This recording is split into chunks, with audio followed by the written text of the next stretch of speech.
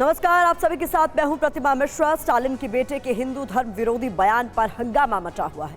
उदयनिधि स्टालिन अपने बयान पर अड़े हुए हैं तो बीजेपी हमलावर है। बीजेपी उदयनिधि के बहाने विपक्षी गठबंधन पर निशाना साध रही है। वहीं आज पटना में बीजेपी कार्यकर्ताओं ने प्रदर्शन किया। इस बीच दिल्ली में बीजेपी के सांसदों ने तमिलनाडु भवन जाकर रेजिडेंट कमिश्नर को ज्ञापन भी सौंपा। 4 तस्वीरें आपके सामने। इस बीच बड़ी खबर सामने आ रही है। उदयनिधि के बयान का विरोध तेज हो गया है। पटना में उदयनिधि के खिलाफ बीजेपी का जोरदार प्रदर्शन। बीजेपी कार्यकर्ताओं ने कार्रवाई की मांग की है और उसी से जुड़ी हुई तस्वीरें भी इस वक्त आप देख रहे हैं। किस तरीके से उदयनिधि के बयान पर इस वक्त पटना में जोरदार प्रदर्शन हो रहा है। उनके खिलाफ कार्रवाई की मांग भी जोर पकड़ रही है। उदयनिधि स्टालिन के बयान की चौतरफा निंदा हो रही है और बिहार की राजधानी पटना में आप देखें, यहाँ पर भारतीय जनता पार्टी के जो कार्यकर्ता हैं वो उदयनिधि मुझे देश के आम लोगों की भावना से कोई मतलब नहीं है, मैं हूँ सनातन विरोधी, और ये लिखा हुआ है जिस बैनर पे उसको जलाया जा रहा है, उनके पोस्टर जलाए जा रहे हैं और ये कहा जा रहा है कि हिंदू विरोधी हैं और सनातन धर्म को। हालांकि इसके पहले भारतीय जनता पार्टी के तमाम बड़े नेताओं ने, चाहे वो अश्विनी चौबे हों, अश्विनी चौबे ने भी TV9 भारतवर्ष से खास बातचीत करते हुए कहा कि जो बाबर और अकबर नहीं कर पाया था वही इंडिया गठबंधन करने की कोशिश कर रहा है। ये बताइए क्या कह रहे हैं? निधि स्टालिन के द्वारा जो विवादित बयान दिया गया है वो बिल्कुल गलत तरीके से दिया गया है और हम लोग कभी माफ नहीं करेंगे। पटना के न्यायालय में जाएंगे इस पूरे मामले को लेकर जब तक यह व्यक्ति माफी नहीं मांगता है। और उतना ही दोषी मुख्यमंत्री नीतीश कुमार है और उप मुख्यमंत्री और राहुल गांधी जितना कि उदयनिधि स्टालिन है। उदयनिधि स्टालिन ये भी कहा जा रहा है कि यहाँ की सरकार भी जिम्मेदार है और ये पूरा इंडिया गठबंधन इसीलिए बना है ताकि सनातन धर्म का विरोध कराया जा सके और ये मामला अब न्यायालय भी पहुँचेगा। फिलहाल बिहार की राजधानी पटना में न सिर्फ उदयनिधि स्टालिन की तस्वीरें जलाई जा रही हैं बल्कि अब मामला न्यायालय की शरण में जाने को भी तैयार है। उदयनिधि के बयान को लेकर विपक्ष पर बीजेपी का जोरदार हमला। राहुल गांधी ने खुद को हिंदू बताया था, ये बीजेपी की ओर से कहा जा रहा है। राहुल का पाखंड साबित हो गया। नीतीश कुमार क्यों चुप है, ये सवाल भी बीजेपी की ओर से पूछा गया। इंडिया का दिखावा सामने आ गया, ये भी बीजेपी की ओर से कहा गया। तो ऐसे में रविशंकर प्रसाद से खास बातचीत की हमारे संवाददाता आनंद प्रकाश पांडे ने, ये भी आपको सुनवा। बीजेपी के वरिष्ठ नेता पूर्व केंद्रीय मंत्री रविशंकर प्रसाद हमारे साथ हैं। सर, स्टालिन के बेटे उदयनिधि ने सनातन धर्म की तुलना डेंगू मलेरिया से की है और कहा कि जैसे कि डेंगू मलेरिया को खत्म करना जरूरी है वैसे सनातन धर्म को भी। ये बहुत शर्मनाक है, बहुत पीड़ादायक है और बहुत अहंकार की पराकाष्ठा है। उन्होंने दोबारा आज रिपीट किया है कि मैंने सही कहा है। मेरा कुछ बड़ा सवाल आपसे करने का है TV9 के माध्यम से देश के सामने। सोनिया जी क्यों खामोश है? राहुल गांधी क्यों खामोश है? शरद पवार, उद्धव ठाकरे क्यों खामोश हैं? उनके पिताजी की तो आत्मा, बाला साहब की तो रो रही होगी या गुस्से में लाल होगी। और नीतीश बाबू, तेजस्वी यादव अपने पिताजी को लेकर के सिद्धिविनायक मुंबई में दर्शन कराने गए थे, दिखावा था। ममता जी दुर्गा पूजा पंडाल जाते हैं, जगन्नाथपुरी जाती हैं, दिखावा करती हैं। एक बात ध्यान रखें, सनातन को सैकड़ों वर्षों के इस्लामिक राज शासन ने इस देश में कमजोर नहीं कर सकने की हिम्मत दिखाई। अंग्रेजों के सैकड़ों वर्ष के शासन ने भी सनातन की जड़ों को नहीं हिलाने में सफलता पाई। सनातन शाश्वत है, स्थायी है, भारत की मूल संस्कृति का आधार है और सबको साथ देखता है। सनातन का सार क्या है? एक साधारण व्यक्ति, उसकी जात कुछ हो, गरीब हो अमीर हो, वो अपनी साधना से देवत्व प्राप्त कर सकता है। यही तो है सनातन।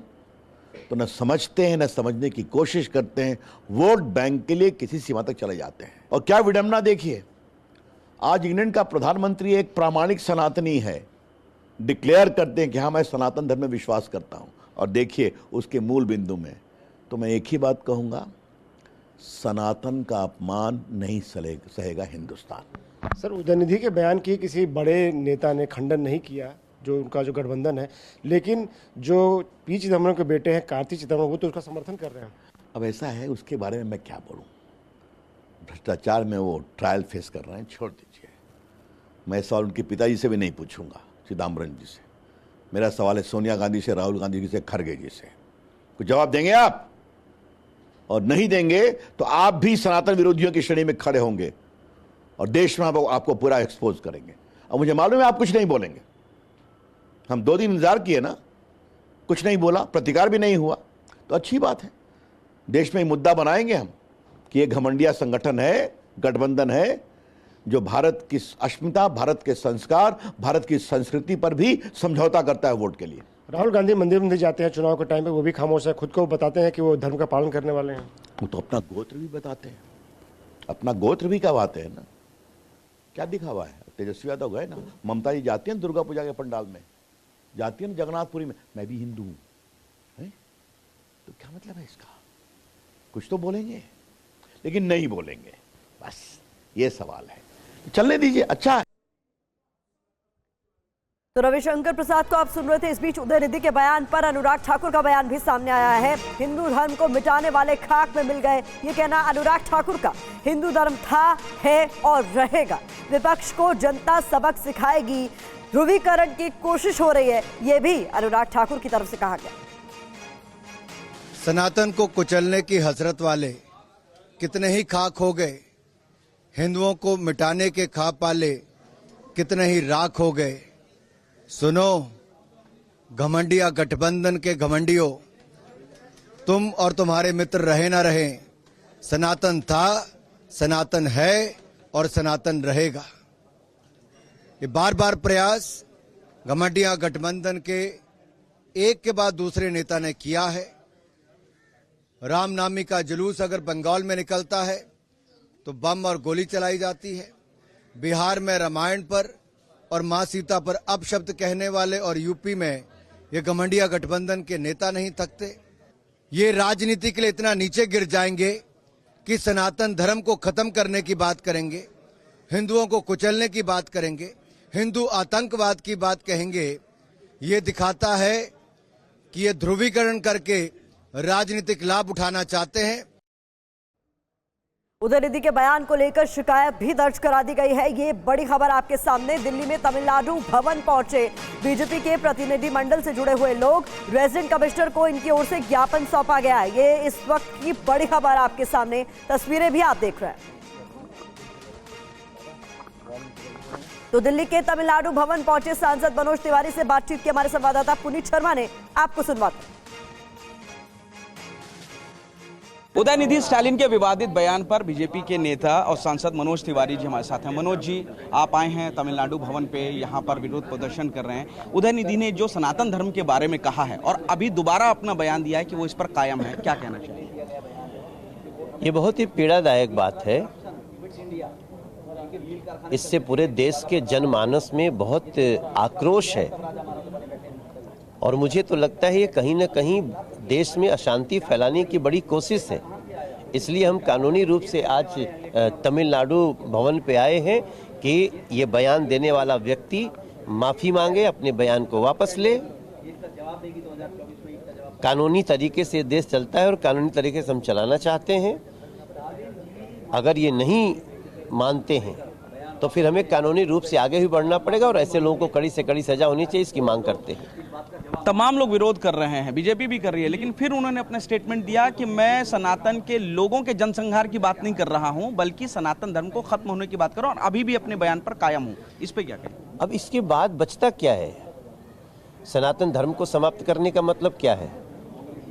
आप सनातनियों को मार डालेंगे, सनातनियों के मंदिर तोड़ डालेंगे? सनातन धर्म को समाप्त करने का मतलब क्या है?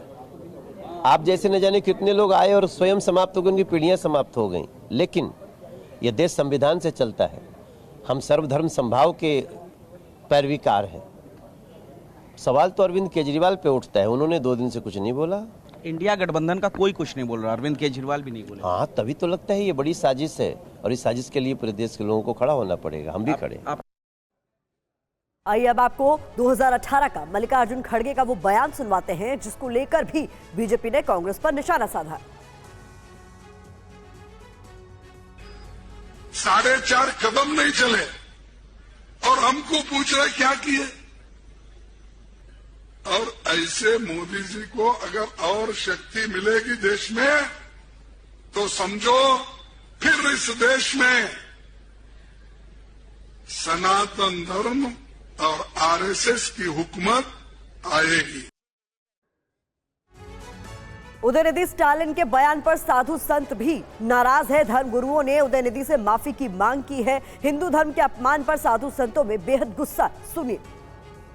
ये सारे लोगों ने सनातन धर्म को नष्ट करने का प्रयास किया और जिन लोगों ने सनातन धर्म को नष्ट करने का प्रयास किया वो स्वयं नष्ट हो गए। सनातन धर्म न नष्ट हुआ और न भविष्य में नष्ट होगा। जो नेता हैं वो नियतिवान लोग ही नेता हैं।